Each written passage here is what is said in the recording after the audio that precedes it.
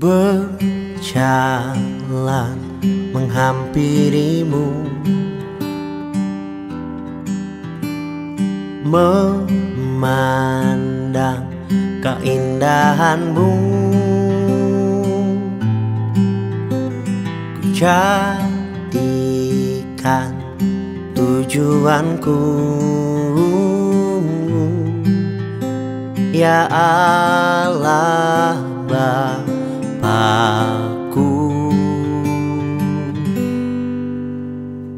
Ku angkat tangan untukmu sebagai tanda penyerahanku. Di tanganmu seluruh hidupku, pakailah aku. Ini aku seluruh hidupku, hanya untuk kemuliaan-Mu. Segala yang ku punya itu dari-Mu. Ku mau lebih mengasihi-Mu, lebih dalam serahkan nyawaku. Ini hidupku, ku mau lebih untuk-Mu. Lebih lagi, lebih lagi, lebih lagi, lebih lagi, lebih lagi, lebih lagi, lebih lagi, lebih lagi. Ini aku seluruh hidupku, hanya untuk kemuliaan-Mu. Segala yang ku punya itu dari-Mu. Ku mau lebih mengasihi-Mu, lebih dalam serahkan nyawaku. Ini hidupku, ku mau lebih. Ini aku seluruh hidupku, hanya untuk kemuliaan-Mu. Segala yang ku punya itu dari-Mu. Ku mau lebih mengasihi-Mu, lebih dalam serahkan nyawaku.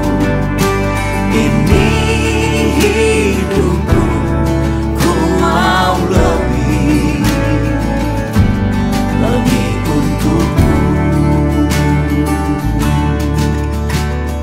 Lebih lagi, lebih lagi, lebih lagi mengasihi-Mu. Lebih lagi, lebih lagi, lebih lagi, serahkan nyawaku. Lebih lagi.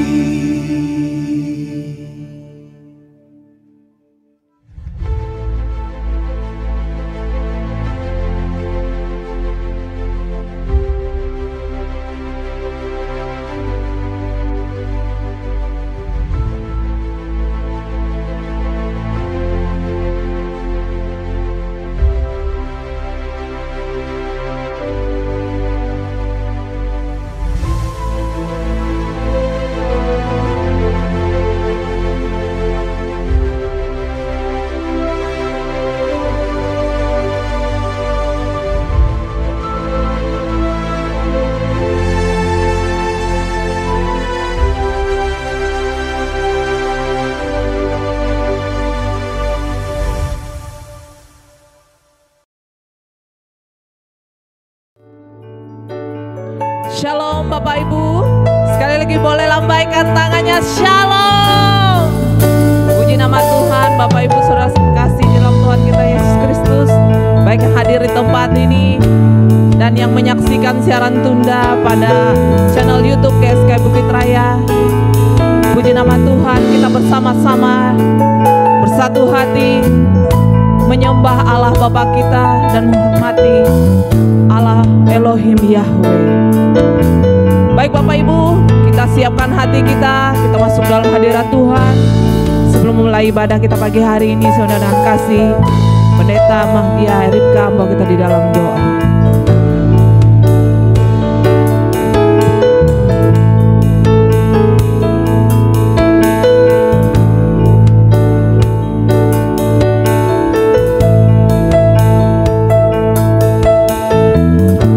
Persiapkan hati kita masuk dalam hadirat Tuhan. Kami sungguh memuji kebesaran atas hidup kami ya Bapa di sorga, Bapa Elohim Yahweh yang kami sembah. Kami sungguh mengucap syukur buat pagi hari ini. Kami ada sebagaimana kami ada atas anugerah-Mu dalam hidup kami, yang memberi kami kesempatan, kesehatan, kekuatan pagi hari ini untuk kami melangkah ke tempat ini bersama-sama dan saudara seiman kami. Satu hal menjadi kerinduan kami pagi hari ini ya Tuhan. Kami rindu untuk menyembah Engkau, memuji dan memuliakan nama-Mu. Bahkan kami rindu belajar akan kebenaran dalam hidup kami. Engkau memberkati setiap kami yang hadir ya Tuhan. Memberkati sidang jemaat Tuhan.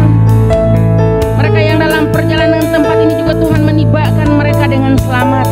Mereka yang boleh mendengar siaran tunda, jadi juga Tuhan memberkati mereka. Terlebih pagi hari ini Tuhan Kau memberkati dan mengurapi hamba-hamba-Mu yang akan melayani. Pelayan-pelayan yang Kau percayakan pagi hari ini Tuhan, pengurapan-Mu secara khusus atas mereka, baik memimpin pujian dan memainkan musik yang menyampaikan isi hati melalui kebenaran firman-Mu. Semua yang ambil bagian pagi hari ini Tuhan mengurapi dan memberkati. Engkau menyatakan isi hati melalui kebenaran firman-Mu bagi kami semuanya Tuhan.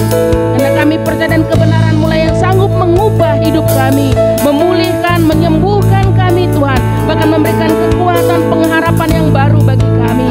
Terima kasih Bapa di sorga, biarlah kuasa Roh Kudus yang mencengkrami hati dan pikiran saat ini bahkan menguasai tempat ini Tuhan. Terima kasih Bapa, dan kami menyerahkan ibadah ini dari awal, pertengahan sampai berakhirnya nanti, dan ibadah ini jadi hanya di dalam nama Tuhan Yesus Kristus. Kami siap untuk beribadah. Haleluya. Amin.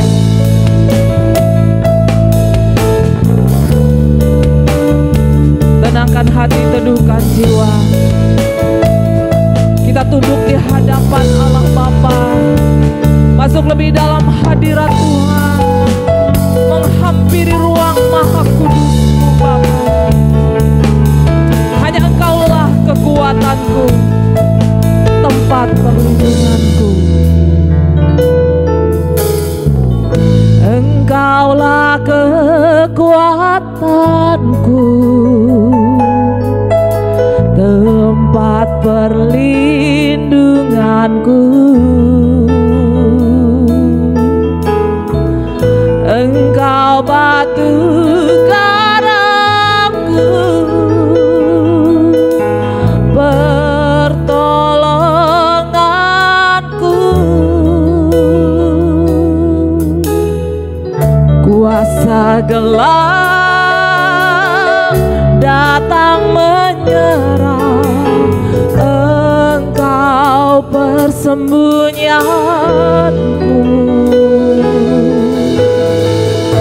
Kala badai menerpa,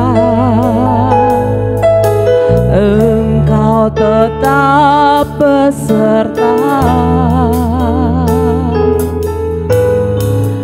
Saat topan menerjang, tetap menopang.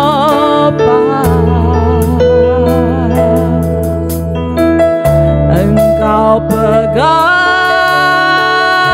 kuat tanganku, aku tak akan goyah.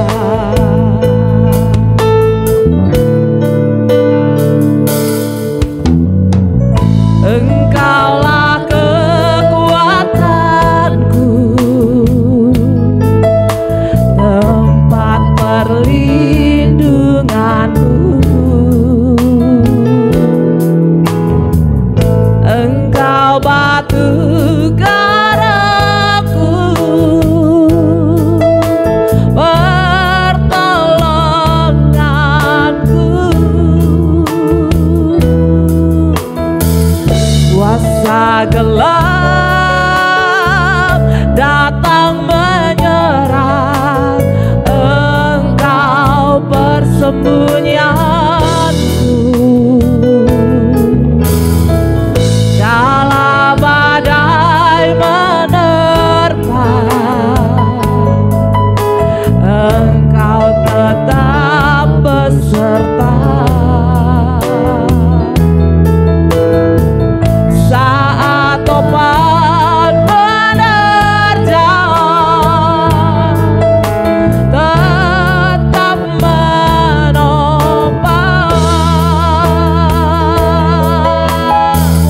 Engkau pegang kuat tanganku, aku tak akan goyah.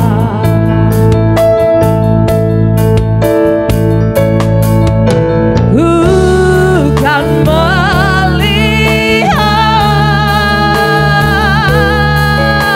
kemuliaan-Mu, Elohim Yahweh pembelaku.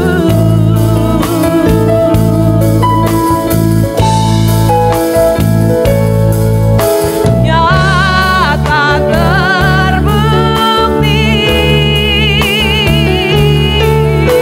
kesetiaan-Mu, Kau selalu menyertaiku. Bukan melihat,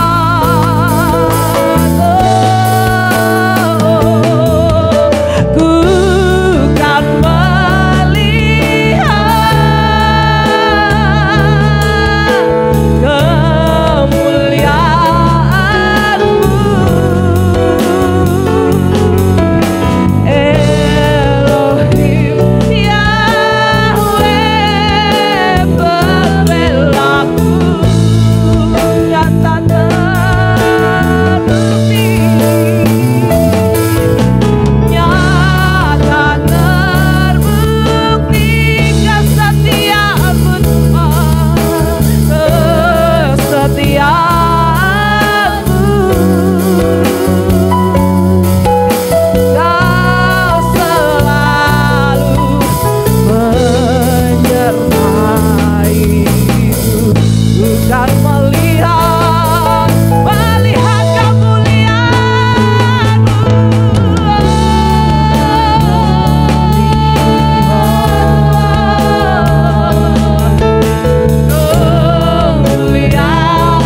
kemuliaan-Mu, Elohim Yahweh,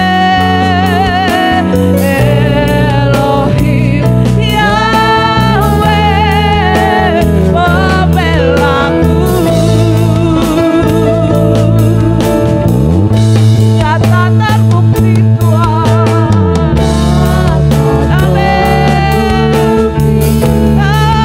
kesetiaan-Mu.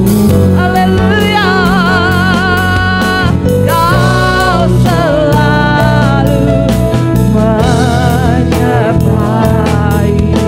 Saya undang Bapak Ibu untuk berdiri. Sekali lagi kami angkat pujian ini di hadapan-Mu, Bapa. Pengakuan kami hanya Engkaulah kekuatanku, tempat perlindunganku. Engkaulah kekuatanku, tempat perlindunganku. Engkau batu karangku,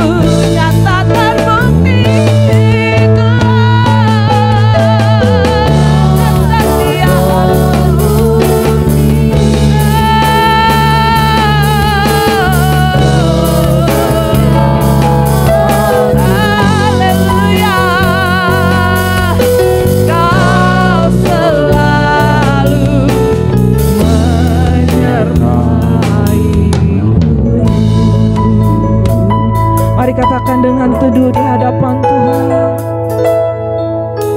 Ku kan melihat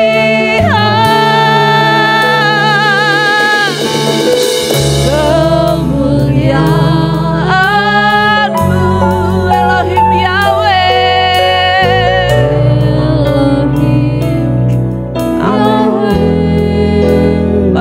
pembelaku.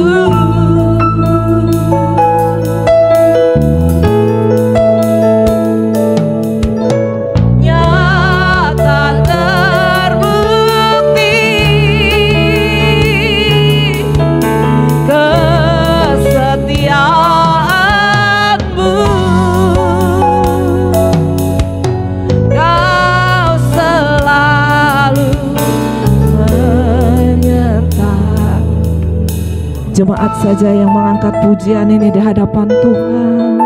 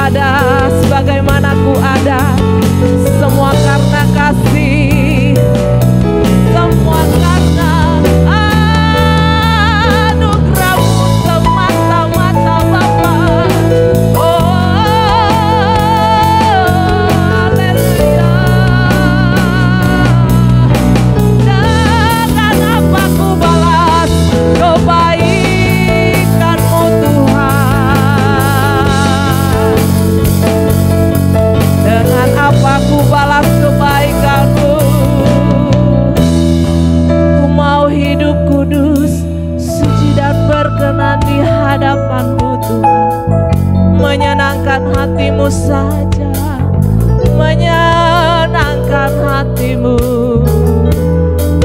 Tujuan hidupku Bapa, oh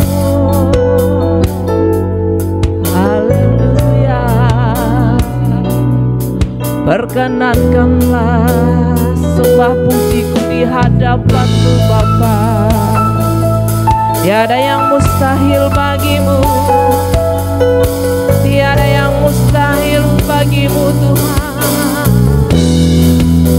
Ku mau rendahkan diri untuk siap Kau bentuk, oh sesuai kehendak-Mu, seturut rencana-Mu Bapa. Haleluya.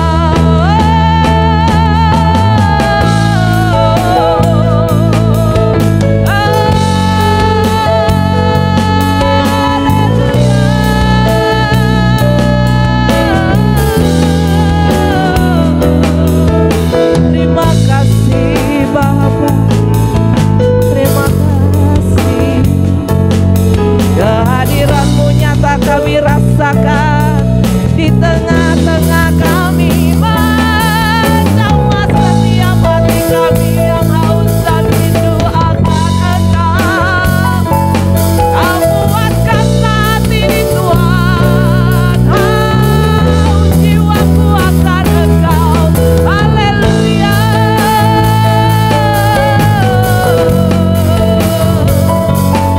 Haleluya.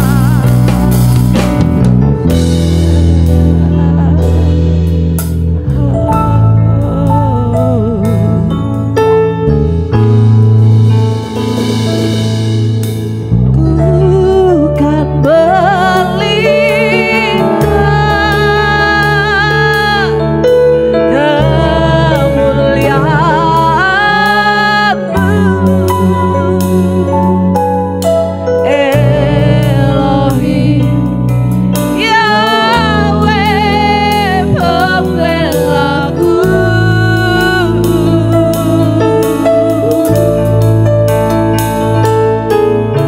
Nyata terbukti kesetiaan-Mu. Kau selalu menyertai, Kau selalu menyertai-Ku Tuhan. Kau selalu menyertai, Kau selalu menyertai-Ku. Selalu menyertai-Ku. Berikan tepuk tangan bagi Allah kita yang hidup. Haleluya. Kami sungguh bersuka cita pagi hari ini di hadapan-Mu menyembah Engkau Tuhan kami yang hidup. Amin. Silakan lambaikan tangan kiri kanan, muka belakang, kita bersuka di hadapan Tuhan. Amin. Mari kita menyenangkan kembali hati Tuhan. Kita angkat pujian kita di hadapan Tuhan. Ketika jalanku berkabut,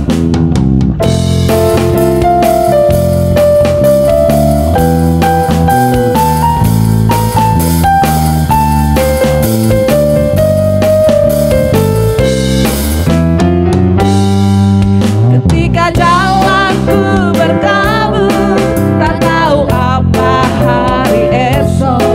Ku tanya Tuhan, seolah membisu. Lalu ku dengar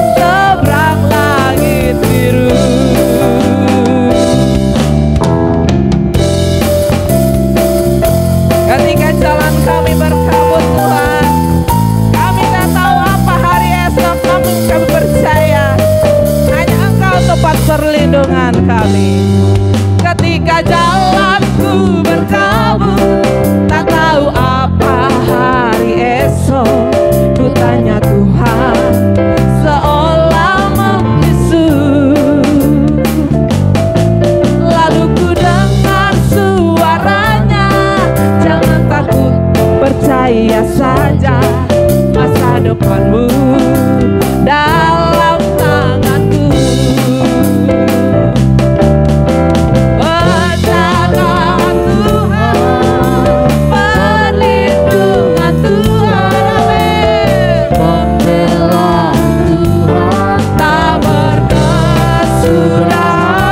kasih-Nya, kasih setia, amin. Kasih setia Tuhan, kasih setia Tuhan. Jemaat saja angkat suaramu di hadapan Tuhan. Penjagaan Perlindungan Tuhan, pembelaan Tuhan tak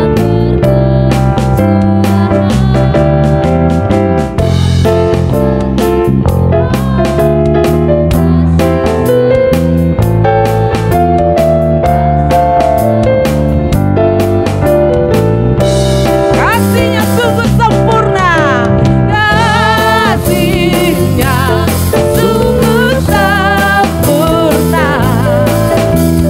lebih luas dari samudra. Amin. selalu memberikan Umatnya sampai di seberang langit biru, sampai di seberang langit biru, sampai di seberang langit biru. Haleluya. Sungguh kami bersuka di hadapan-Mu, memuji-muji Engkau. Silakan duduk kembali Bapak Ibu Saudara terkasih.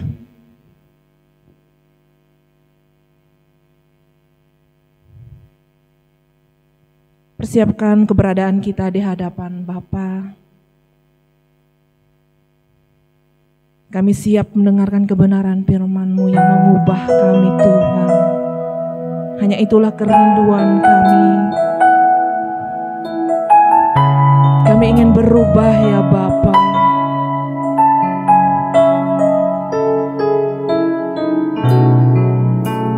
Kami mau nyatakan hanya Engkaulah satu-satunya milik kami di dunia ini.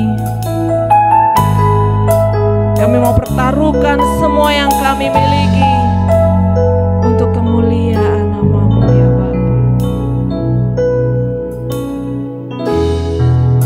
Haleluya.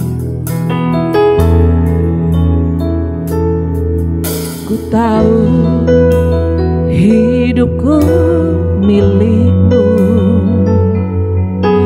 ku tahu napasku dari-Mu, ku tahu semua karena kasih-Mu. Ku ada untuk-Mu.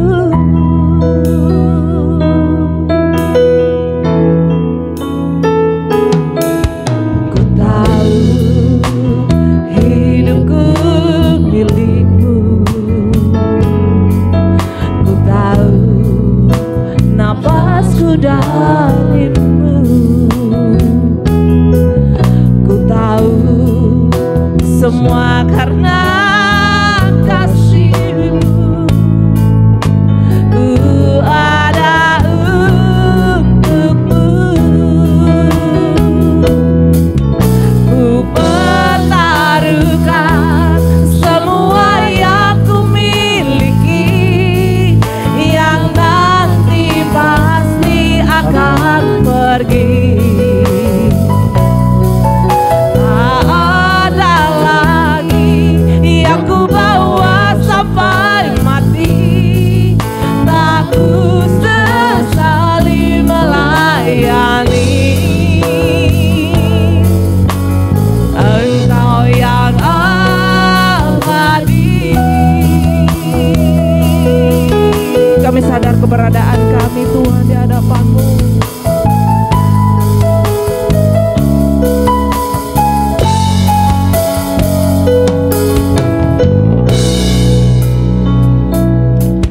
Ku tahu hidupku milikmu, ku tahu napasku darimu, aku tahu semua karena kasih-Mu. Ku ada untukmu, ku tahu hidupku milikmu, ku tahu nafasku darimu, ku tahu semua karena kasih-Mu. Ku ada untukmu. Mari jemaat Allah terkasih, saya undang untuk berdiri. Pertaruhkan semua yang ku miliki, yang nanti pasti akan pergi. Tak ada lagi yang ku bawa sampai mati, tak ku sesali melayani. Engkau yang abadi ku pertaruhkan semua yang ku miliki, yang nanti pasti akan pergi. Tak ada lagi yang ku bawa sampai mati, tak ku sesali melayani. Engkau yang abadi,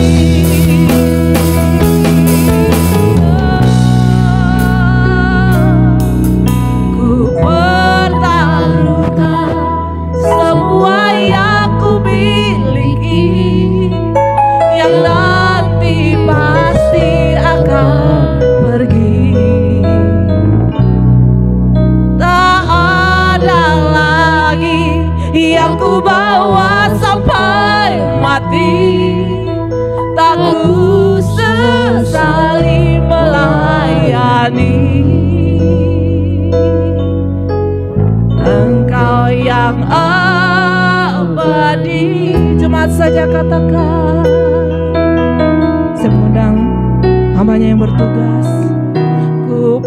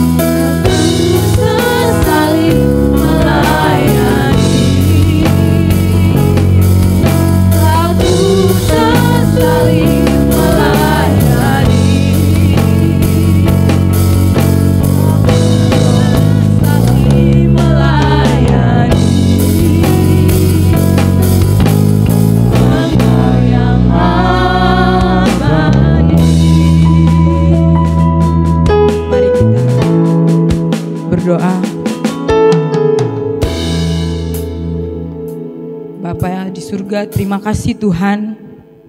Terima kasih untuk kesempatan yang sudah Engkau berikan bagi setiap kami. Kami bangga memiliki Allah yang seperti-Mu Tuhan. Kami tahu Tuhan, tanpa campur tangan-Mu Tuhan, tanpa kasih karunia dari Engkau, kami bukan siapa-siapa Tuhan. Untuk itu Tuhan, sekarang kami mau mendengarkan firman Tuhan. Kau berkati setiap kami Tuhan. Biarlah firman Tuhan yang disampaikan oleh hamba-Mu bisa menjadi kekuatan bagi setiap kami. Bisa menjadi berkat bagi setiap kami untuk menjalani keseharian kami Tuhan. Terima kasih Bapa yang baik. Inilah doa dan syukur kami Tuhan. Kami serahkan semuanya hanya ke dalam tangan-Mu Tuhan. Amin. Shalom. Silakan duduk kembali jemaat Tuhan. Puji Tuhan. Pertama-tama terima kasih kepada Ibu Gembala di gereja GSKI Bukit Raya, yaitu Ibu Pendeta Esther Singapahan yang sudah memberikan kesempatan, kesempatan buat kami untuk melayani di tempat ini. Sangat bersyukur karena masih diberikan kesempatan melayani bersama-sama dengan kakak-kakak yang ada di tempat ini dan juga kakak-kakak senior, Kak Fani dan yang lainnya. Sangat bersyukur dan bersyukur juga karena bisa belajar banyak hal di tempat ini. Mulai dari kehidupan pelayanan di tempat ini yang baru pertama kali saya rasakan, sungguh sangat bersyukur dan ini merupakan anugerah yang diberikan bagi setiap kami yang PPL di tempat ini.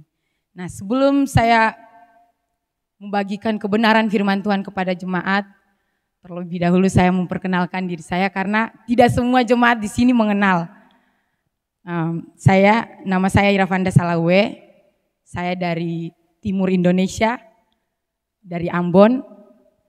Saya bersekolah di Sekolah Tinggi Teologi Ekumene Jakarta. Bersyukur kami ditempatkan di tempat ini PPL 5 orang dan saya salah satunya.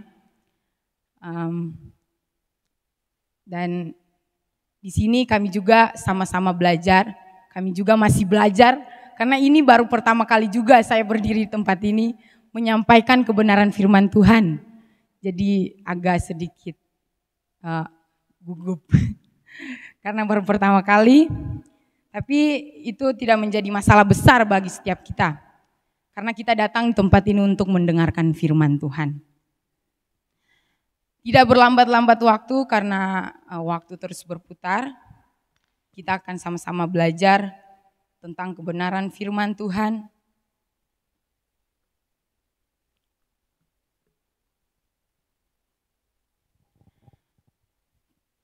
Kehidupan manusia, itu kita sebagai umat manusia diciptakan Tuhan, pasti memiliki tujuan tertentu. Pasti ada tujuan yang Tuhan sudah siapkan, ada rencana yang sudah Tuhan siapkan bagi setiap kita. Nah, seperti pada firman-Nya mengatakan bahwa kita pada Efesus 2 ayat yang ke-10, kita adalah buatan Allah, diciptakan oleh Yesus Kristus untuk melakukan perbuatan baik. Nah, kalau dari firman-Nya, firman Tuhan sudah mengatakan bahwa kita sebagai umat Tuhan, kita sebagai makhluk ciptaan Tuhan, sudah ditetapkan oleh Tuhan memiliki tujuan hidup, yaitu yang pertama menyenangkan hati Tuhan, melakukan perbuatan baik. Nah, tapi kalau dalam kehidupan kita sehari-hari, kita tidak melakukan apa yang Tuhan kehendaki, kita tidak melakukan kehendak Tuhan, kita tidak melakukan apa yang Tuhan inginkan, itu berarti kita bisa dikatakan orang yang bebal, yang tidak mendengarkan apa yang Tuhan inginkan. Nah, salah satunya nanti saya akan membahas pada firman Tuhan pada pagi hari ini, kebenaran firman Tuhan yang kita sama-sama belajar di tempat ini, kita sama-sama merenungkan tempat ini. Saya di sini akan membahas satu tokoh terkenal bisa dikatakan terkenal dalam zamannya, dikenal dengan kesetiaannya, kejujurannya, kesalehannya kepada Tuhan, dikenal dengan semua perbuatannya yang menyenangkan hati Tuhan. Pasti jemaat Tuhan sudah menebak nih, ini pasti tokoh yang ini nih, pasti tokoh yang ini. Kita buka sama-sama dalam kitab Ayub.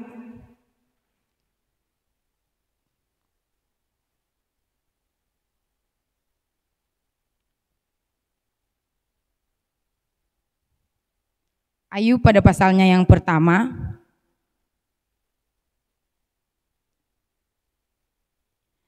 Ayat pertama sampai 3, saya akan membacanya.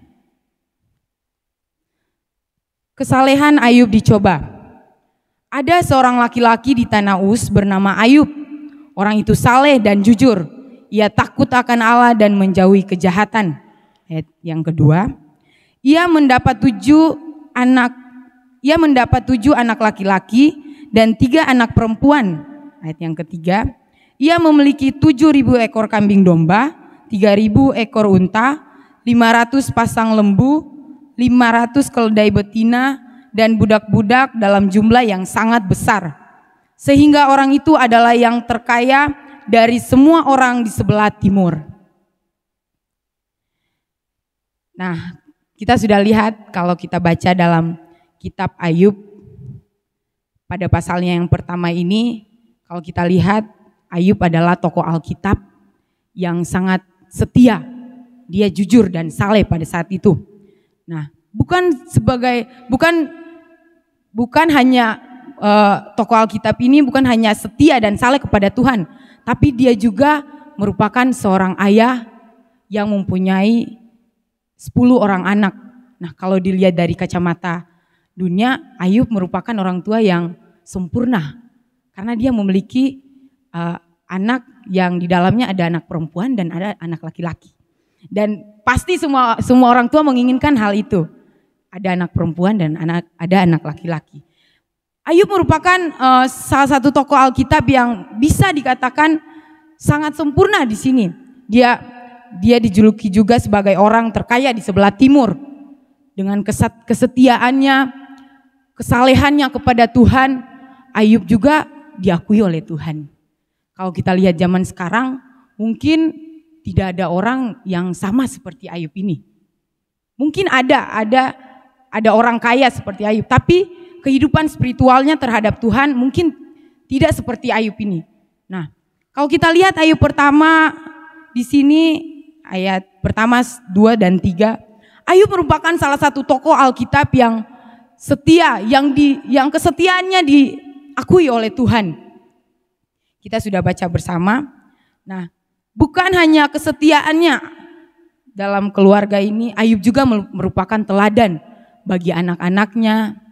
Ayub juga merupakan salah satu orang tua yang memberi contoh di rumah bagi anak-anaknya. Sampai kalau kita baca pada ayatnya yang ke-4 dan 5, di sini ya saya akan membacakan.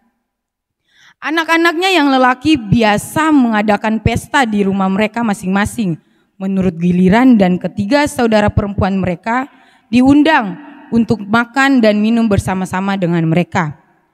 Setiap kali apabila hari pesta telah berlalu, Ayub memanggil mereka dan menguduskan mereka. Keesokan harinya, pagi-pagi bangunlah Ayub lalu mempersembahkan korban bakaran sebanyak jumlah mereka sekalian, sebab pikirnya mungkin anak-anakku sudah berbuat dosa dan telah mengutuki Allah di dalam hati. Demikianlah dilakukan Ayub senantiasa. Nah, jadi sebagai seorang hamba Tuhan, seorang yang saleh dan jujur, dan juga Ayub merupakan seorang ayah bagi anak-anaknya, Ayub juga merupakan orang yang bisa dikatakan sangat peka terhadap anak-anaknya. Kenapa? Karena setiap kali anak-anaknya melakukan mengadakan pesta, Ayub sangat berhati-hati. Ayub langsung memanggil mereka dan menguduskan mereka, mempersembahkan korban. Nah, kalau di perjanjian lama, biasa kalau orang berdosa, mereka mempersembahkan korban sebagai pengudusan atau sebagai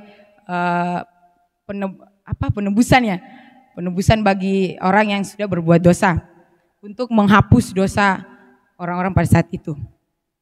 Nah, sangat sulit ditemui di zaman sekarang orang-orang yang sama seperti Ayub ini. Kesalehannya, kekayaannya sangat sulit ditemui. Bukan saya bilang tidak ada, tapi sangat sulit ditemui di zaman sekarang.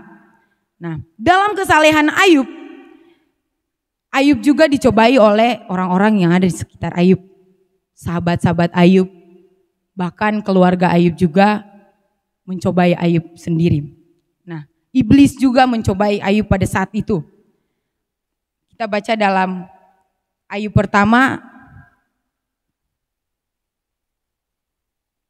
ayatnya yang ke-7. Saya akan bacakan. Maka bertanyalah Tuhan kepada iblis, dari manakah engkau? Lalu jawab iblis kepada Tuhan, dari perjalanan mengelilingi dan menjelajahi bumi. Lalu bertanyalah Tuhan kepada iblis, apakah engkau memperhatikan hambaku Ayub? Sebab tiada seorang pun di bumi seperti dia, yang demikian saleh dan jujur, yang takut akan Allah dan menjauhi kejahatan. Pada ayat ini kita sudah lihat bersama bahwa Sang Pencipta, Tuhan yang menciptakan kita, mengakui kesalehan Ayub ini. Itu berarti kita bisa lihat bahwa Ayub merupakan satu tokoh Alkitab yang benar-benar mengandalkan Tuhan, benar-benar menaruh seluruh kehidupannya hanya kepada Tuhan. Nah, bukan sekedar diakui oleh Tuhan. Kesalehan Ayub ini juga dia dicobai oleh iblis dan orang-orang sekitarnya, sampai pada pencobaannya, ketika dia mengalami pencobaan, dia tetap mengandalkan Tuhan. Dia tetap menaruh pengharapan hanya kepada Tuhan. Pencobaan itu terus datang dari keluarganya, dari istrinya, sampai pada akhirnya pada ayat yang kedua 22 mengatakan, dalam kesemuanya itu Ayub tidak berbuat dosa dan tidak menuduh Allah berbuat yang kurang patut. Bayangkan semua hal, semua pencobaan yang Ayub sudah rasakan, Ayub sudah derita, tapi dia tetap tidak berbuat dosa. Nah, kehidupan kita sebagai orang Kristen, apalagi anak-anak muda pada saat ini, orang tua juga, bisakah kita seperti Ayub ini yang tetap bertahan, berteguh dalam kepercayaannya kepada Tuhan? Bisakah ketika kita mengalami pencobaan, kalau orang tua yang ada di rumah, pencobaan dari istri, kalau yang bapak-bapak atau yang istri dari suaminya, bisakah kita tetap menjaga sikap kita untuk tidak menyakiti istri atau suami kita atau sahabat-sahabat kita kalau anak-anak muda? Bisakah kita bertahan untuk menjaga setiap perilaku kita, tutur kata kita agar tidak menyakiti sahabat kita? Tentu hal ini sangat sulit bagi setiap kita untuk melakukannya. Dan bersyukur karena kita masih bisa melihat contoh di Alkitab ini, yaitu Ayub. Kita bisa belajar dari Ayub, banyak hal kita bisa belajar dari Ayub. Keluarganya dia menjadi teladan di keluarganya, jadi seorang ayah yang sangat peka terhadap anak-anaknya. Dia memberi contoh lewat kesetiaannya kepada Tuhan. Kita bisa belajar banyak hal dari Ayub ini. Nah, kalau dari kehidupan kita sendiri, kita tidak bisa sama seperti Ayub, maka kehidupan kita akan sia-sia. Ayub ini merupakan salah satu tokoh Alkitab yang sangat saleh. Lewat kesetiaannya, dia tetap mengandalkan Tuhan. Kesalehan Ayub ini bukan diakui oleh Tuhan sekali, tidak saudara-saudara. Pada pasal yang kedua, Ayub yang pasal yang kedua, ayat yang kedua juga. Di situ Tuhan mengakui kesalehan Ayub. Saya akan bacakan. Maka bertanyalah Tuhan kepada iblis, dari manakah engkau? Lalu jawab iblis kepada Tuhan, dari perjalanan mengelilingi dan menjelajah bumi. Ayatnya yang ketiga, firman Tuhan kepada iblis, apakah engkau memperhatikan hambaku Ayub? Sebab tiada seorang pun di bumi seperti dia, yang demikian saleh dan jujur, yang takut akan Allah dan menjauhi kejahatan. Ia tetap tekun dalam kesalehannya, meskipun engkau telah membujuk aku melawan dia untuk mencelakakannya tanpa alasan. Nah, saya sudah katakan bahwa kesalehan Ayub ini bukan diakui Tuhan sekali saja, tapi 2 kali. 2 kali. Saking salehnya Ayub ini tetap mengandalkan Tuhan, kesalehannya diakui oleh Tuhan sendiri, oleh penciptanya. Itu berarti kita bisa melihat bahwa kehidupan Ayub ini benar-benar mengandalkan Tuhan. Kalau kita sama seperti Ayub, betapa senangnya Tuhan. Kalau kehidupan kita tetap mengandalkan Tuhan, tetap berserah kepada Tuhan, apapun yang kita lakukan, kita tetap mengandalkan Tuhan, kita tanya Tuhan, betapa senangnya hati Tuhan. Kalau dia melihat ada anak-anak yang kesalehannya sama seperti Ayub ini. Ayub merupakan teladan dari sudut pandang keluarganya, seperti tadi saya sudah katakan. Buat anak dan istrinya, Ayub merupakan suatu teladan yang patut dicontohi oleh setiap kita pada saat ini. Dalam kesalehannya, kalau kita membaca seluruh Alkitab Ayub ini, pada kitab Ayub ini, Ayub sempat berkeluh kesah kepada Tuhan. Sampai pada saat itu Ayub mengutuki hari kelahirannya. Wajar kalau Ayub melakukan hal tersebut karena dia masih manusia juga yang berjuang sama seperti kita. Jadi dalam pencobaan yang Ayub rasakan pada saat itu, penderitaan yang Ayub rasakan pada saat itu sangat berat. Dan saat itu juga Ayub berkeluh kesah kepada Tuhan sampai hari kelahirannya pun dia kutuki. Nah, firman Tuhan ini mengingatkan setiap kita agar kita sebagai orang Kristen tetap mengandalkan Tuhan. Dalam apapun itu, kita tetap mengandalkan Tuhan. Ayub merupakan orang yang kaya, tapi dia mencari Tuhan. Seperti firman-Nya mengatakan bahwa carilah dahulu kerajaan Allah dan kebenarannya, maka semuanya itu akan ditambahkan kepadamu. Ayub tahu bahwa ketika Ayub mengandalkan Tuhan, ketika Ayub terus berserah kepada Tuhan, menaruh seluruh pengharapan hanya kepada Tuhan, Tuhan bakal mengerti apa yang Ayub perlukan, apa yang Ayub butuhkan, Tuhan pasti mengerti. Nah, dalam penderitaan Ayub ini juga, kalau kita baca saudara-saudara, Tuhan seakan-akan diam ketika Ayub mengalami penderitaan yang sangat berat. Tuhan seakan-akan diam dan tidak berbicara kepada Ayub. Dan disinilah Ayub mulai putus asa dengan apa yang Tuhan berikan kepadanya. Sampai yang saya sudah katakan, Ayub mengutuki hari kelahirannya. Karena mungkin pada saat itu Ayub berpikir Tuhan tidak peduli terhadap dirinya.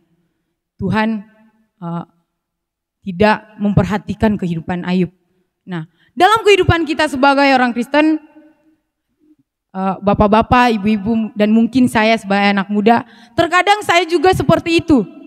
Ketika ada hal yang membuat kita menjadi ragu, membuat kita menjadi ragu untuk melangkah ke depan, kita tanya Tuhan, tapi seakan-akan Tuhan diam. Seakan-akan Tuhan nggak ada dalam kehidupan kita. Nah, dalam kesemuanya itu, di sini Ayub tetap mengandalkan Tuhan. Ayub tetap berserah kepada Tuhan. Bisakah kita sebagai orang Kristen seperti itu? Ketika kita bertanya kepada Tuhan, seakan-akan Tuhan tidak ada. Atau ketika kita berdoa, pasti semua orang pernah merasakan hal ini. Apalagi hamba-hamba Tuhan, ketika memiliki jam-jam doa bersama dengan Tuhan, Seakan-akan Tuhan gak ada. Padahal kita sudah menyembah Tuhan, kita udah duduk diam. Kita ngomong sendiri, seakan-akan kita ngomong sama diri sendiri. Kok Tuhan gak ada? Kok seakan-akan Tuhan gak ada dalam kehidupan kita? Pasti kita semua pernah merasakan hal itu. Apalagi hamba-hamba Tuhan di sini. Ibu Natalia pasti merasakan. Dan saya juga merasakan hal yang sama. Kemarin pas saya disuruh untuk dikasih kepercayaan untuk membawakan firman Tuhan ini. Saya diam dan tanpa sepatah kata pun saya hanya senyum kepada Ibu Natalia. Saya berdoa di gereja dan saya merasa Tuhan diam. Dan di situ saya mulai putus asa. Saya berkata bahwa, kenapa Tuhan? Saya mau bertanya apa yang harus saya sampaikan kepada jemaat Tuhan. Karena menurut saya ini adalah pekerjaan besar dan ini tidak mudah. Saya terus bertanya kepada Tuhan. Hari Kamis saya ke gereja lagi. Saya bertanya kepada Tuhan, apa Tuhan yang harus saya sampaikan? Apa Tuhan supaya lewat firman-Mu ini jemaat Tuhan bisa dikuatkan? Apa Tuhan? Tapi seakan-akan Tuhan tidak ada. Seakan-akan Tuhan tidak ada di depan. Tuhan diam. Dan pada saat itu juga saya pulang. Saya ke kamar langsung tidur. Terus saya bangun lagi. Karena mungkin resah. Saya bertanya lagi ke Tuhan. Saya duduk di lantai. Saya bertanya ke Tuhan. Apa yang harus saya sampaikan supaya firman ini bisa menguatkan jemaat Tuhan pada minggu pagi hari ini? Tapi Tuhan seakan-akan tidak ada. Tuhan diam. Tuhan menyuruh saya diam. Besoknya lagi, karena saya adalah orang yang sangat takut ketika menyampaikan firman Tuhan. Saya datang ke gereja lagi jam 9 lewat. Saya nyembah Tuhan. Saya duduk di situ. Saya ambil gitar, saya nyembah Tuhan. Saya tanya ke Tuhan, apa yang harus saya sampaikan Tuhan? Karena ini bukan pekerjaan yang simple. Ini bukan pekerjaan yang mudah Tuhan. Jadi apa yang harus saya sampaikan? Saya nyembah Tuhan. Tapi tiba-tiba ada suara yang mengatakan, diam Ra. Diam. Dan di situ saya mulai bimbang. Saya diam. Dan pada saat berdoa, mungkin Tuhan mau saya nyanyi kali ya. Perasaan saya nyanyi. Saya nyanyi lagunya, bukan dengan kekuatanku, ku dapat jalani hidupku. Saya nyanyi lagu itu. Sampai di ref, ku pandang wajahmu dan berseru. Saudara-saudara, Tuhan bilang saya diam. Saya makin bingung lagi. Apa yang harus saya sampaikan Tuhan? Kalau dalam berdoa pun Tuhan bilang saya diam. Saya ikuti, saya diam.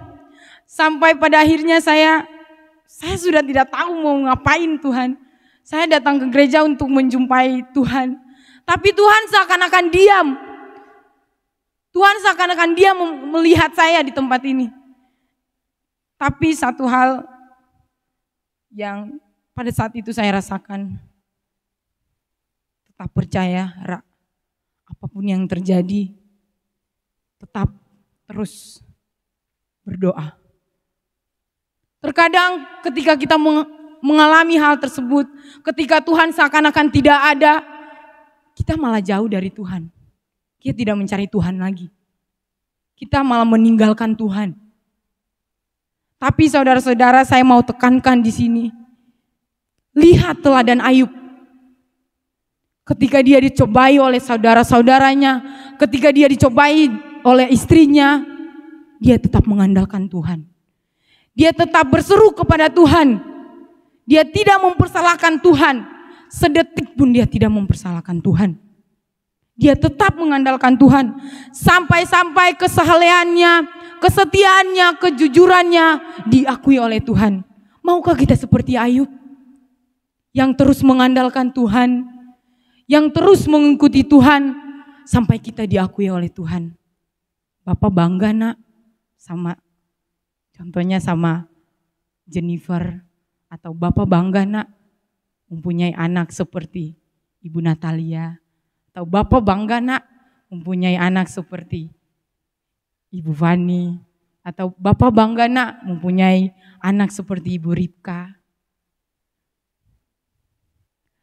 Bapak bangga kalau melihat anak-anaknya setia kepada Tuhan. Ketika kita berdoa dan seakan-akan Tuhan itu tidak ada, tapi kita terus mencari Tuhan, itu yang Tuhan sukakan. Itu yang Tuhan inginkan, saudara-saudara. Jadi di sini bersyukur kalau kita bisa mendengarkan firman Tuhan. Bersyukur kalau kita bisa diingatkan kembali. Bersyukur kalau ada orang yang menegur kita ketika kita salah. Bersyukur saudara-saudara. Itu berarti Tuhan masih mengasihi kita. Itu berarti Tuhan masih menerima kita kembali. Seperti Ayub ini, dia tetap berserah kepada Tuhan. Kalau kita baca pada ayat yang ke-8, Ayub pasal yang kedua ayat 8. Lalu Ayub mengambil sekeping beling untuk menggaruk-garuk badannya sambil duduk di tengah-tengah abu. Ayatnya yang ke-9, maka berkatalah istrinya kepadanya, masih bertekunkah engkau dalam kesalehanmu? Kutukilah Allahmu dan matilah. Kalau kita lihat di sini ayatnya yang ke-9, di sini tanda seru. Itu berarti istrinya benar-benar marah. Benar-benar marah dengan apa yang Ayub alami pada saat itu. Ayub sudah saleh. Ayub adalah orang yang jujur, yang takut akan Tuhan. Sampai kesalehannya pun diakui oleh Tuhan. Tapi dia dicobai sampai pada akhirnya istrinya sendiri. Setidaknya istrinya tuh orang yang selalu mendukung Ayub. Ya kalau di sini, kalau kita melihat keluarga Tambi, keluarga yang sangat mengandalkan Tuhan. Seharusnya istri Ayub seperti itu. Selalu mendukung Ayub. Tapi di sini tidak, saudara-saudara. Pada ayatnya yang ke-9, istri Ayub mengatakan bahwa kutukilah Allahmu dan matilah. Di sini istri Ayub benar-benar marah. Tapi Ayub di sini menjawab pada ayat yang ke-10. Tetapi jawab Ayub kepadanya, engkau berbicara seperti perempuan gila. Apakah kita mau menerima yang baik dari Allah, tetapi tidak mau menerima yang buruk? Ayub tidak membela istrinya. Ayub tetap mengandalkan Tuhan. Seperti perikop awal, kesalehan Ayub dicoba. Pada ayat yang pertama, Ayub merupakan orang yang saleh. Dan Ayub mempertahankan kesalehannya itu. Ayub tetap mengandalkan Tuhan. Dalam kesemuanya itu, Ayub tidak berbuat dosa dengan bibirnya. Sekali lagi, pencobaan yang datang dari keluarga Ayub, tetapi ya untuk yang kedua kalinya, Ayub tidak berbuat dosa. Ayub tetap mengandalkan Tuhan. Ayub tetap menyerahkan seluruh hidupnya untuk Tuhan.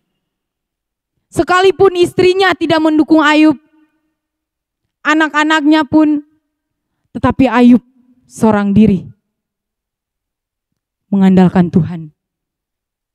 Sampai kesalehannya diakui oleh Sang Pencipta kita, yaitu Tuhan kita.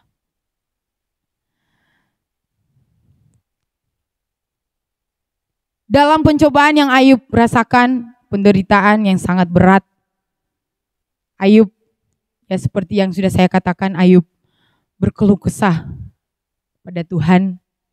Tapi kalau kita baca lagi dalam kitab Ayub ini, pada akhirnya Ayub mengakui bahwa hanya Tuhan satu-satunya penolong Ayub pada saat itu. Ayub sempat meragukan Tuhan dalam pencobaan yang dia alami. Ayub sempat meragukan Tuhan karena seakan-akan Tuhan tidak bersama-sama dengan Ayub pada saat itu. Tapi pada akhirnya Ayub mengakui bahwa tanpa Tuhan Ayub bukan siapa-siapa. Pencobaan yang dialami Ayub ini sangat berat kita lihat pada kitab ini. Sampai-sampai Ayub sendiri mengatakan bahwa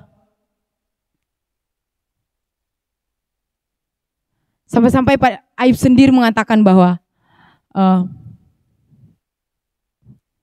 ia tahu jalan hidupku. Seandainya ia menguji aku akan timbul seperti emas murni. Pencobaan yang Ayub alami merupakan suatu pencobaan yang sangat sulit. Apalagi kalau kita zaman sekarang, ya mungkin kita tidak sama seperti Ayub. Tapi ketika kita mengalami pencobaan, mungkin kita langsung mundur dan tidak mengandalkan Tuhan lagi. Kita mengatakan bahwa Tuhan gak ada, Tuhan gak mencintai aku lagi, atau Tuhan menyakiti hati aku. Enggak saudara-saudara. Tuhan tetap menyertai kita. Seperti pada Ayubnya ayat yang ke-8 ayat 20 mengatakan bahwa ketahuilah Allah tidak menolak orang yang saleh dan ia tidak memegang tangan orang yang berbuat jahat. Terkadang kita menyalahkan Tuhan dengan apapun yang kita rasakan. Kita menyalahkan Tuhan. Oh, ini salah Tuhan. Ini karena Tuhan. Ini karena saya mengandalkan Tuhan. Jadi saya diperhadapkan dengan berbagai masalah hidup. Tidak, saudara-saudara. Ada rencana yang Tuhan siapkan di dalamnya. Kita baca di Hosea 4 ayat 6.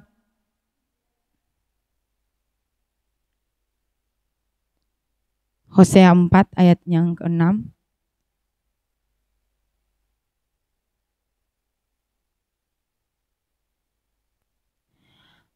Umatku binasa karena tidak mengenal Allah, karena engkaulah yang menolak pengenalan itu. Maka aku menolak engkau menjadi imamku. Dan karena engkau melupakan pengajaran Allahmu, maka aku juga akan melupakan anak-anakmu. Jadi kita sudah lihat bersama bahwa bukan Tuhan yang salah. Bukan pencipta kita yang salah. Tapi kita sendiri yang kurang memahami. Terkadang kita menyalahkan Tuhan. Kita bilang semua karena Tuhan. Aku mau mengikuti Tuhan nih, kayaknya tambah susah. Hidup aku tambah susah. Melayani Tuhan nih kayaknya aku tambah susah. Enggak, saudara-saudara. Pada Hosea 4 ayat 6 ini sudah sangat jelas. Bukan Tuhannya yang salah, tapi kita. Kita yang menolak pengenalan akan Tuhan itu. Jadi dalam firman Tuhan ini sudah sangat jelas menekankan kepada setiap kita. Jangan pernah mempersalahkan Tuhan. Ketika kita diperhadapkan dengan berbagai masalah, ketika kita diperhadapkan dengan berbagai masalah kehidupan kita di rumah, anak-anak muda mungkin di sekolah, menghadapi teman-teman, jangan pernah mempersalahkan Tuhan. Sekalipun penderitaan kita sama seperti Ayub, jangan pernah mempersalahkan Tuhan. Lihat dari kisah Ayub. Dia sudah dicobai istrinya, saudara-saudaranya, bahkan iblis. Tapi dia tetap mengandalkan Tuhan. Nah, kenapa Ayub memiliki hati Kenapa Ayub merupakan seorang tokoh Alkitab yang sangat saleh? Nah, kalau kita lihat kehidupan Ayub, kesalehan Ayub ini, kenapa Ayub bisa saleh? Karena pada saat itu mungkin Ayub tetap terus mengandalkan Tuhan. Ayub membangun hubungan Ayub dengan Tuhan. Ayub bergaul dengan Tuhan, sama seperti Nuh. Tidak beda jauh ya Ayub dengan Nuh. Mereka tetap mengandalkan Tuhan. Dalam apapun yang mereka rasakan pada saat itu, mereka tetap mengandalkan Tuhan. Nah, mereka merupakan contoh teladan bagi setiap kita orang Kristen pada saat ini. Begitupun dengan Tuhan. Penderitaannya, kalau kita lihat penderitaan Tuhan, seharusnya kita yang disalib pada saat itu karena dosa kita.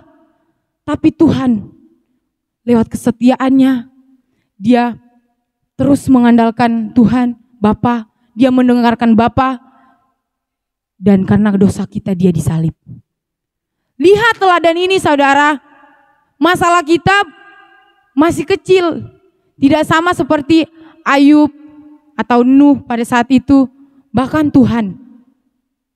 Baru juga sekecil masalah kita udah meninggalkan Tuhan. Baru aja dicobai oleh anak-anak, udah emosi. Baru dicobai oleh sahabat kita, udah terpancing. Dalam kehidupan kita, apakah kita bisa mempertahankan kepercayaan kita? Apakah kita bisa menaruh Tuhan di kehidupan kita? Ketika kita dicobai oleh orang-orang yang ada di sekitar kita, apakah kita tetap berpegang teguh pada kepercayaan kita? Apakah kita tetap mencerminkan kehidupan Yesus dalam kehidupan kita? Tentu ini masing-masing pribadi kita yang merenungi. Karena saya tidak tahu kehidupan saudara bagaimana. Tapi di sini saya mengingatkan saudara supaya terus mengandalkan Tuhan dalam apapun yang saudara lakukan, apapun yang saudara alami di rumah, tetap mengandalkan Tuhan. Walaupun Tuhan seakan-akan cuek atau seakan-akan kok aku kayak ngomong sendiri ya, kok aku ketika berdoa kayak ngomong sendiri ya Tuhan. Tetap mengandalkan Tuhan karena ada rencana yang Tuhan mau siapkan bagi setiap kita. Kesalehan Ayub ini sama seperti Nuh. Mereka bergaul dengan Allah. Seperti di Alkitab mengatakan bahwa di Kejadian 6 ayat 9. Kita buka sama-sama Kejadian 6 ayat 9.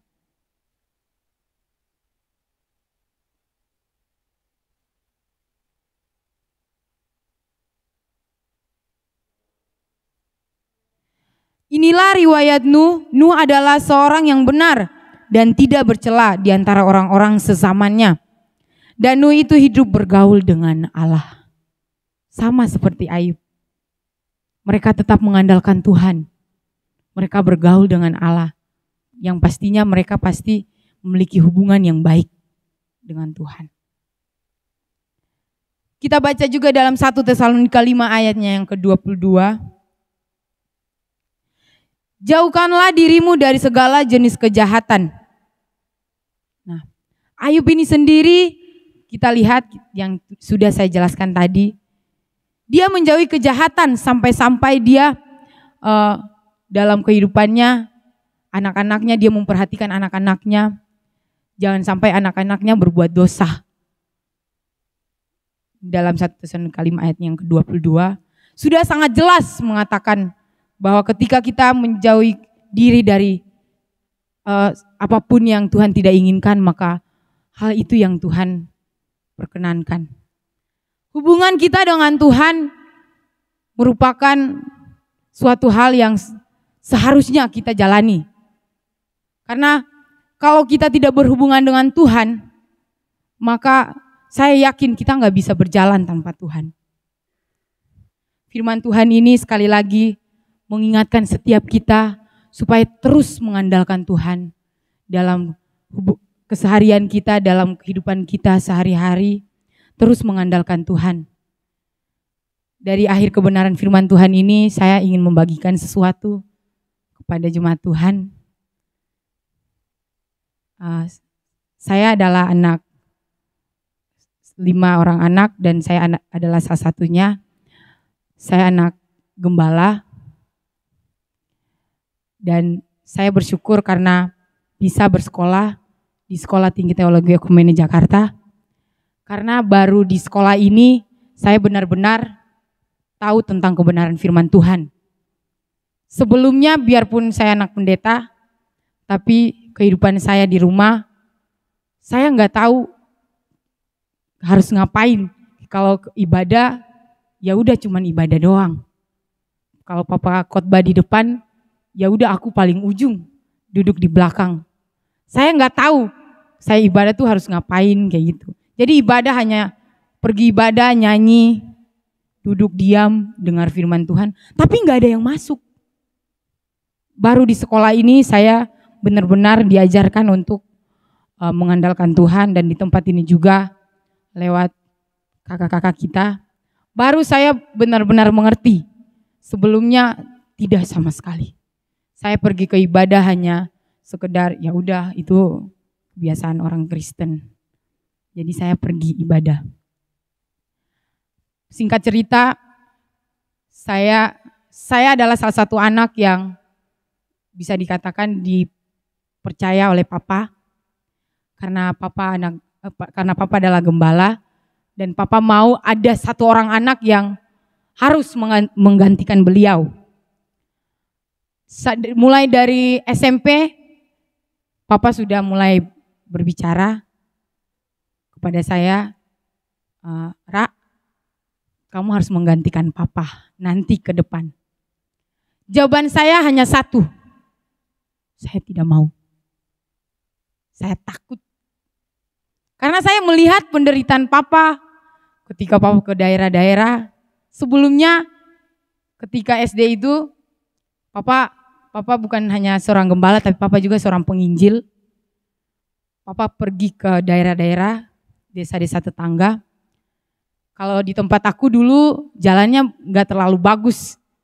Kalau di Palangka bagus jalannya. Kalau di tempat aku jalannya sama seperti hutan yang belum ada aspal, masih becek. Dan kehidupan saya saat itu karena saya juga anak yang kurang menyukai sekolah pada saat itu, saya mengikuti papa. Setiap penginjilan di desa-desa saya mengikuti papa terus. Dan hanya saya di rumah.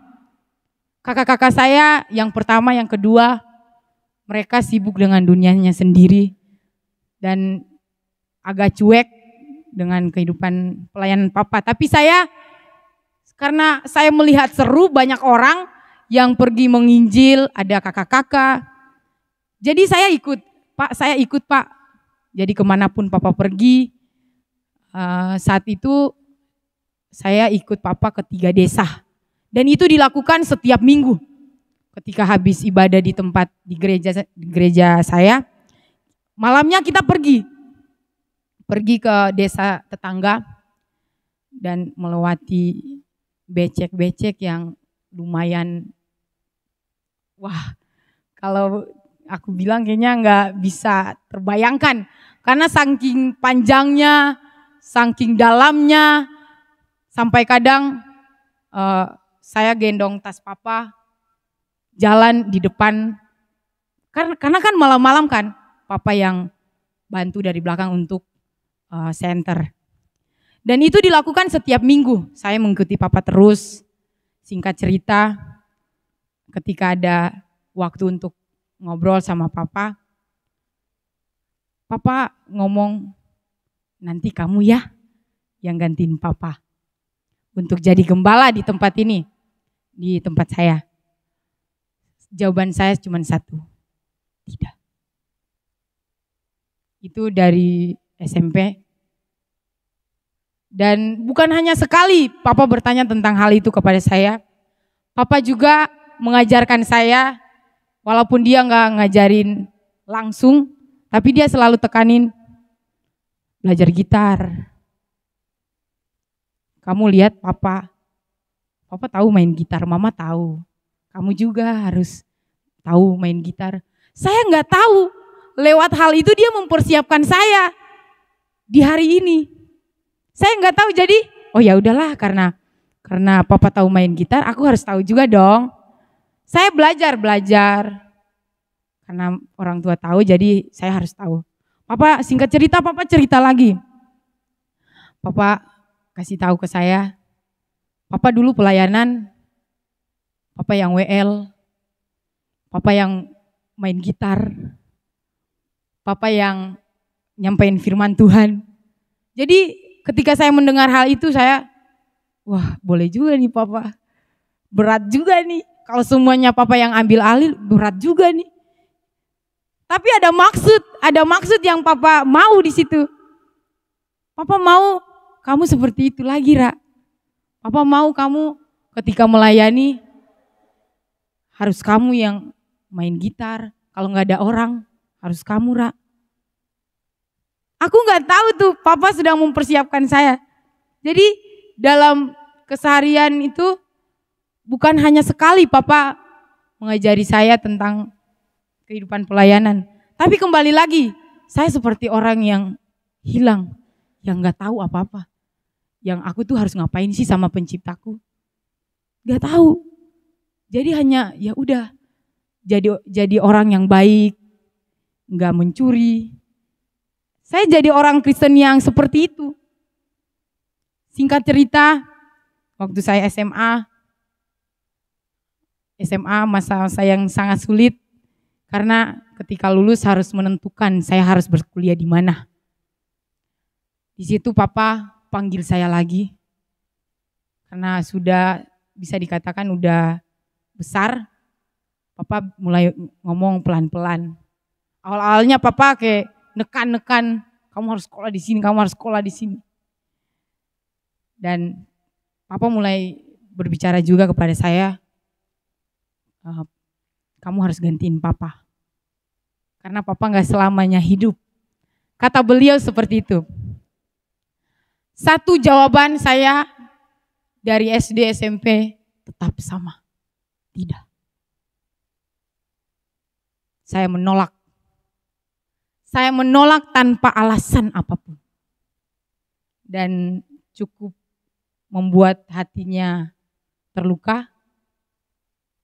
Dia tidak mau menyekolahkan saya.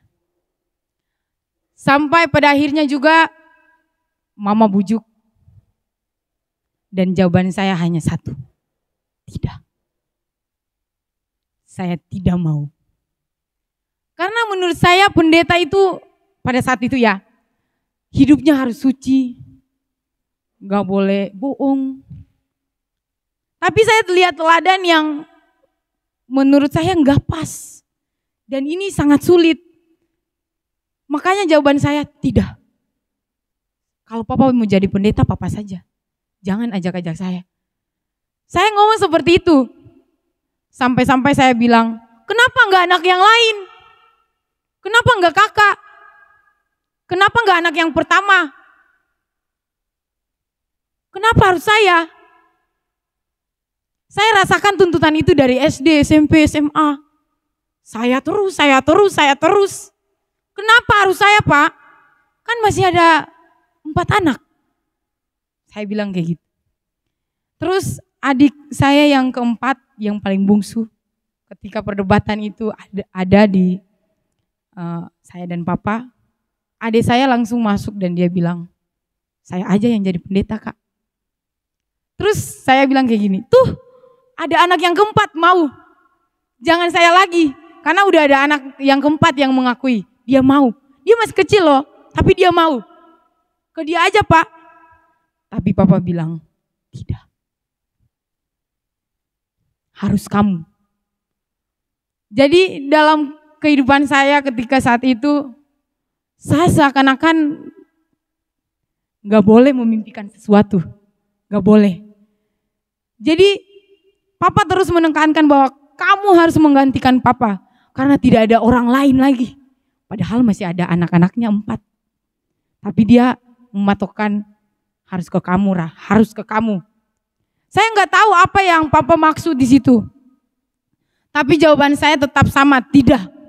Saya tidak mau. Singkat cerita, saya SMA kelas 3 dan pada saat itu ada tes Polwan. Mungkin jemaat Tuhan gak percaya kalau saya pernah tes Polwan. Tapi saya pernah tes Polwan. Dulu badan saya gak seperti ini, yang kecil, agak berisi. Sampai saya latihan berenang di laut karena rumah saya kebetulan kalau di timur samping pantai. Jadi saya sampai berenang bertekad untuk saya harus jadi polwan. Biarpun papa gak dukung saya tetap jadi polwan. Saya tetap bertekad. Saya berenang sampai saya tahu berenang sendiri. Dan saya memberanikan diri untuk ngobrol sama papa. Pak, saya mau ngobrol dong. Kenapa? Saya mau tes polwan. Dan jawaban beliau, tidak. Dia gak mau. Mama juga diam. Papa gak ngedukung. Tapi saya tetap, ya udah kalau papa sama mama gak dukung saya bisa berjalan sendiri. Kata aku saat itu.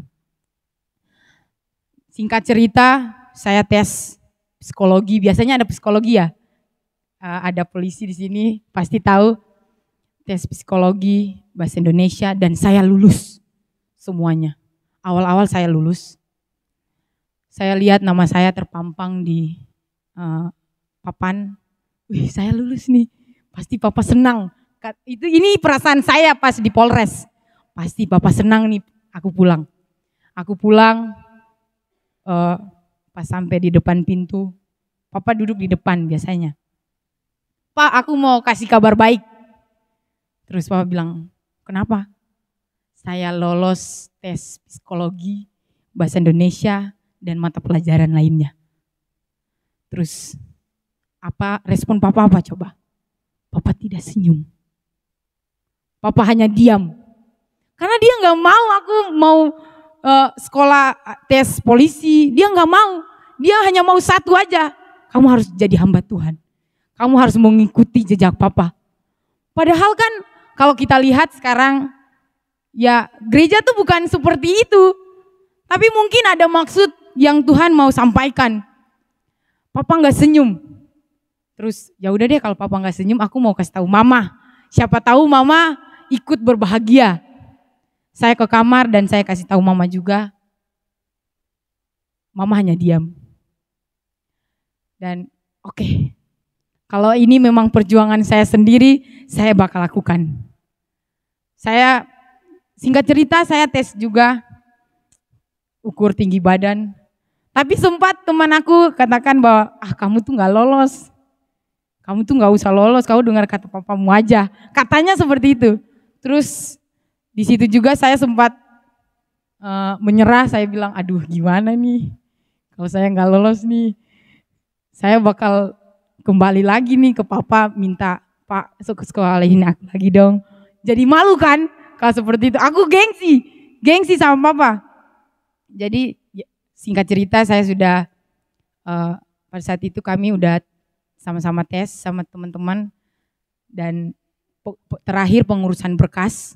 Karena nama-nama kita udah dikasih tahu siapa yang lolos. Dan pengurusan berkas semuanya. Dan pada akhirnya saya salah dalam pengurusan berkas. Nama saya di akte dan di ijazah salah, berbeda. Biasanya begitu ketika SMA juga gitu. Nama saya tuh pasti saja salah. Iravanda pakai V, pakai F. Saya nggak tahu kenapa seperti itu. Dan saya pulang dengan kekecewaan. Pengurusan berkas pengurusan berkas itu papa mendukung juga karena saya minta uang dari papa kan. Papa minta uang, saya mau fotokopi ini, mau print ini. Papa kasih. Tapi satu kata yang papa keluarkan, kalau kamu gagal, jangan lupa. Kata-kata papa di awal. Terus saya bilang, respon saya hanya kayak gini, enggak lah, saya pasti berhasil. Saya udah berjuang sejauh ini. Saya bilang kayak gitu. Terus papa hanya ketawa terus bilang, Ya, papa hanya ingatin. Dan pada akhirnya saya nggak lolos, teman-teman saya berangkat ke kota, saya enggak. Saya peluk mama saya, karena mama saya juga pada saat itu pada akhir-akhirnya dia ngedukung. Karena dia melihat perjuangan saya setiap pergi pagi pulangnya sore. Karena ngurus berkas harus ke kepala sekolah, tanda tangan ini, tanda tangan itu. Jadi pada akhirnya dia mendukung apa yang saya lakukan. Dan pada akhirnya saya nggak lolos. Terus mama saya sempat kecewa di situ. Tapi saya peluk dia, saya bilang, tenang saja Mak. Saya masih semangat untuk tahun depan. Tahun depan itu yang tahun masuk STT. Terus singkat cerita, karena saya nggak lolos, saya 1 tahun di rumah bantu orang tua. Saya bilang ke papa, saya mau sekolah deh, sekolah Akademi Maritim Indonesia pada saat itu. Karena ada saudara mama juga di situ. Mama setuju, papa nggak setuju. Seperti biasa papa tetap gak setuju. Papa bilang jangan, papa gak setuju karena papa pernah kerja di kapal dan papa gak pulang-pulang. Kata papa seperti itu. Terus saya diam, 1 minggu kemudian saya ngobrol lagi sama papa. Kalau papa gak izinin saya sekolah di AMI, Akademi Maritim Indonesia, saya mau sekolah vokal deh. Di Jogja, di kampus ISI.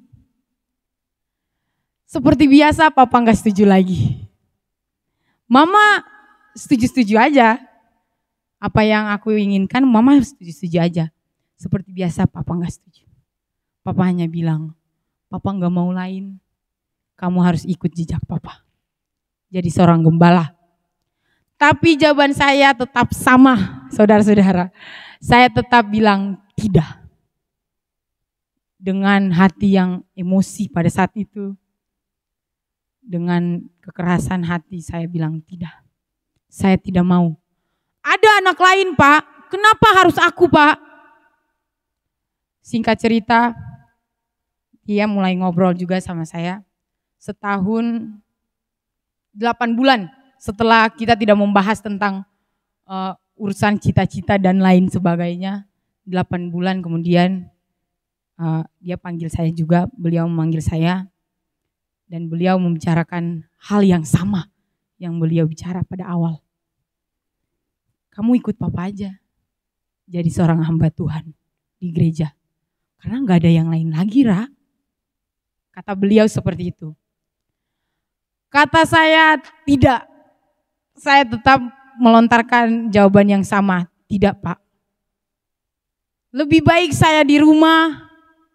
Saya ngurus mama, saya ngantar mama ke kebun, walaupun jauh, kilometer 20 sendiri, perempuan. Saya mau jadi anak yang baik untuk orang tua. Biar saja kakak yang pertama, kedua kuliah, sekolah, adik-adik sekolah, yang terakhir sekolah. Gak apa-apa Pak, saya di rumah saja. Kataku seperti itu ke beliau. Dan saat itu juga beliau sempat kecewa juga karena saya sudah mulai besar pada saat itu. Umur saya 18 tahun. Ya 18 tahun. Karena kata-kata saya yang mungkin menyakiti hati beliau tidak mau lagi berbicara kepada saya. Dan saya juga karena enggak mengenal kebenaran ya udah, kalau papa enggak mau ngobrol sama saya, masih ada mama. Kata saya seperti itu pada saat itu. Masih ada mama, saya masih bisa ngobrol sama mama. Kalau papa gak ngobrol. Jadi satu rumah tapi gak saling ngomong. Hanya karena perkara cita-cita itu yang dia inginkan. Tapi pada akhirnya ada sekolah, yaitu Sekolah Tinggi Teologi Ekumene Jakarta. Yang gak tahu dia dapat dari mana, gak tahu juga. Dia panggil, Ra, kenapa? Karena masih marah. Kenapa? Ayo ngobrol. Dia panggil ngobrol. Ada sekolah beasiswa di Jakarta, Ra. Karena saya nih orang yang benar-benar anak pulau. Jadi saya tidak memimpikan bahwa saya bakal ke Jakarta, saya bakal keren-keren di Jakarta. Enggak, saya enggak mau. Ngapain saya ke Jakarta? Di sana, kalau dalam pikiran saya dulu, kota berdebu. Saya enggak mau ke sana. Saya mau tetap stay di tempat saya. Terus beliau terus berbicara,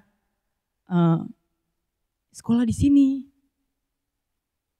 Terus satu kata yang saya ucapkan, karena beliau sudah mengatakan hal ini berulang sampai saya mulai bosan dengan perkataannya seperti itu. Dan saya bilang, boleh Pak. Pada akhirnya saya membolehkan hal tersebut. Boleh, saya sekolah tinggi teologi ekumen Jakarta. Tapi dengan satu syarat. Apa itu? Papa nanya ke aku. Setelah saya lulus dari sekolah tinggi teologi ekumen Jakarta, saya harus mengejar mimpi saya lagi. Jadi istilahnya adil. Mimpi Papa udah terpenuhi, mimpi saya lagi dong Pak. Jadi enggak egois. Terus kata Papa, boleh, setuju. Pada akhirnya Papa setuju dengan keputusan saya. Dan tanggal 10, kalau nggak salah ya, tanggal 10 saya berangkat ke Jakarta. Singkat cerita, saya mulai kuliah dan beliau mulai nanya kabar. Seperti biasa, seperti orang tuanya ke anaknya. Setahun lebih kita dipulangkan anak STT. Terus bulan November saya balik lagi ke Jakarta karena dipanggil. Terus pada bulan Oktober, itu saya udah gak pulang. Bulan Oktober, tanggal 12 bulan Oktober. Sebelumnya kita ngobrol, mungkin itu obrolan terpanjang yang saya pernah alami, saya pernah rasakan. Beliau sempat mengatakan bahwa nanti Papa bakal pulang duluan dari kamu. Jadi kamu kan udah sekolah tinggi teologi ekumen Jakarta, udah sekolah STT. Jadi kamu harus kalau pulang langsung pulang ke daerah ya, karena nggak ada orang lagi di sini. Sebelumnya itu 1 tahun lebih hubungan saya dengan Papa sudah sangat canggung. Karena mungkin ya saya nggak tahu juga, mungkin beranjak dewasa dan saya sudah kurang berkomunikasi dengan beliau. Jadi sudah sangat jarang, bisa tuh 2 bulan, 3 bulan saya baru telepon Papa. Dan itu terus berlangsung sampai 1 tahun lebih. Dan singkat cerita ketika kuliah beliau telepon dan jawaban saya hanya, tunggu Pak, saya sibuk. Beliau telepon, saya keluar dari kelas, tunggu Pak, masih jam presentasi. Waktu latihan padus juga beliau telepon, tunggu Pak, masih latihan vokal. Lagi rekaman, HP di silent, buka HP, 10 panggilan. Beliau mau berhubungan dengan saya, mau menjalin hubungan sebagai seorang bapak dan anak. Pada saat itu, jawaban saya hanya, tunggu Pak, saya sibuk. Dan singkat cerita tanggal 12 Oktober kemarin, beliau meninggal. 1 tahun kemarin tanggal 12 Oktober beliau meninggal dan penyesalan yang tiada duanya saya rasakan. Kenapa ini saya bagikan ke jemaat Tuhan? Terkadang hubungan kita dengan Tuhan seperti itu juga. Ketika Tuhan mau berhubungan dengan kita, ada Roh Kudus yang mengingatkan kita, Jen jam doa, atau Karibka jam doa, atau Ibu Natalia ini saatnya kamu doa, ini saatnya kamu ketemu dengan saya. Tapi respon kita, tunggu Tuhan, saya masih sibuk. Tunggu Tuhan, saya masih kerja yang ini. Atau tunggu Tuhan, saya masih masak. Atau tunggu Tuhan, saya masih kerja. Tunggu Tuhan, saya masih mau belajar. Masih ngerjain tugas yang ini dulu Tuhan. Bentar lagi napa sih? Kadang kita seperti itu. Ketika kita ada jam doa dengan Tuhan, kita cuek. Padahal Tuhan mau. Tuhan mau ketemu sama kita. Kenapa kita tidak melihat contoh dari Ayub ini? Dia terus berjuang dengan Tuhan. Dia terus berhubungan dengan Tuhan. Kenapa dalam setiap kehidupan kita selalu cuek terhadap Tuhan? Kita selalu melupakan Tuhan. Padahal kita bukan siapa-siapa, saudara. Ketika Tuhan butuh, Tuhan mau, sebenarnya Tuhan mau ketika anak-anaknya datang. Tapi kitanya yang kurang berhubungan dengan Tuhan. Kita sibuk dengan dunia kita sendiri. Kita sibuk dengan apapun yang kita lakukan. Kalau sebagai anak sekolah, kita sibuk dengan tugas-tugas kita. Sebagai mahasiswa juga, kita sibuk dengan tugas yang diberikan oleh dosen. Orang tua sebagai orang tua, kita sibuk dengan dunia kita. Dengan anak-anak kita, dengan istri kita, ibu-ibu. Kita sibuk dengan pekerjaan rumah yang sudah kerja juga. Kita sibuk kerja dari malam sampai pagi, kerja dari malam. Dari pagi pergi pagi, pulang sore, pergi pagi, pulang malam, ada yang seperti itu. Tapi dia enggak sibuk dengan Tuhan. Dia melupakan Tuhan.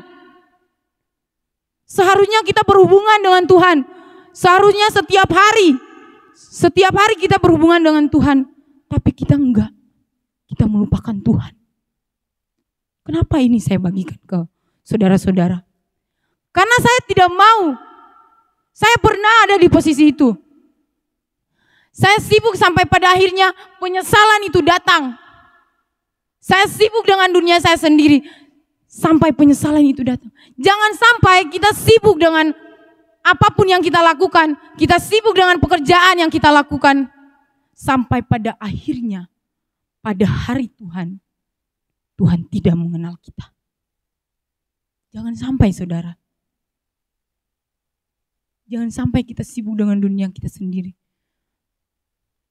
Dan pada akhirnya ketika hari Tuhan itu datang, Tuhan mengatakan, saya tidak pernah mengenal engkau. Jadi firman ini kembali lagi menguatkan kita, mengingatkan kita, agar setiap kita, ciptaan Tuhan, tetap mengandalkan Tuhan. Jangan lupakan Tuhan. Jangan pernah sedetik pun meninggalkan Tuhan, saudara-saudara. Karena kita harus tanamkan ke dalam pikiran kita. Kita nggak bisa tanpa Tuhan. Kalau Tuhan mau ngambil anak kita, terus kita mau ngapain? Kita hanya dititipkan. Kalau orang tua yang sudah ada anak, Tuhan hanya menitipkan anak untuk kalian. Dan kalau sudah waktunya, Tuhan bisa mengambil kapan saja. Dan kita gak bisa berkutik ketika Tuhan sudah mengambilnya. Jadi firman Tuhan mengingatkan setiap kita sekali lagi untuk tetap mengandalkan Tuhan, untuk tetap berseru kepada Tuhan, untuk tetap menyerahkan seluruh kehidupan kita hanya kepada Tuhan. Tuhan memberkati firman kita pada pagi hari ini. Dan selanjutnya saya panggil WL, kita akan menyanyikan pujian yang tadi.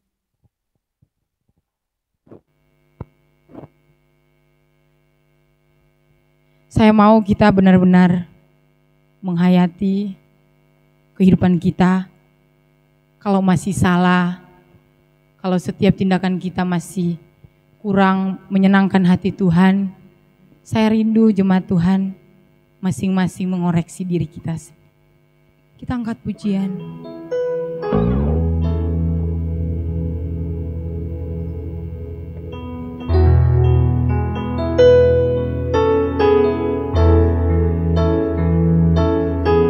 hidup kita bukan milik kita, tapi hidup kita sepenuhnya hanya milik Tuhan. Ku tahu hidupku milikmu, ku tahu nafasku darimu. Amin. Ku tahu semua karena kasih-Mu. Katakan ku ada untukmu. Ku ada untukmu. Katakan ku tahu hidupku milikmu. Ku tahu hidupku milikmu. Ku tahu nafasku darimu. Ku tahu semua karena kasih-Mu. Katakan ku ada untuk Tuhan. Ku ada untukmu. Ku pertaruhkan semua yang ku miliki, yang nanti pasti akan pergi. Tak ada lagi yang ku bawa sampai mati. Tak ku sesali melayani. Engkau yang abadi. Engkau yang abadi. Engkau yang abadi. Engkau yang abadi. Engkau yang abadi.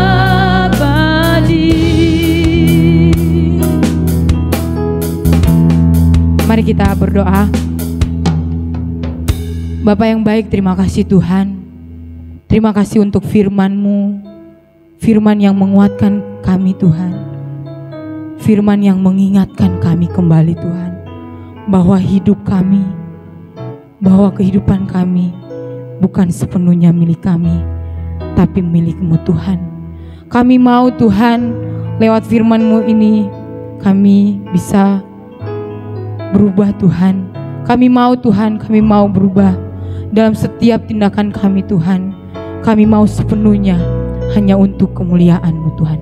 Terima kasih Bapa yang baik. Inilah doa dan syukur kami Tuhan. Sekali lagi terima kasih Tuhan untuk kesempatan yang sudah Engkau berikan bagi setiap kami Tuhan. Haleluya, haleluya. Terima kasih Bapa yang baik. Haleluya, amin.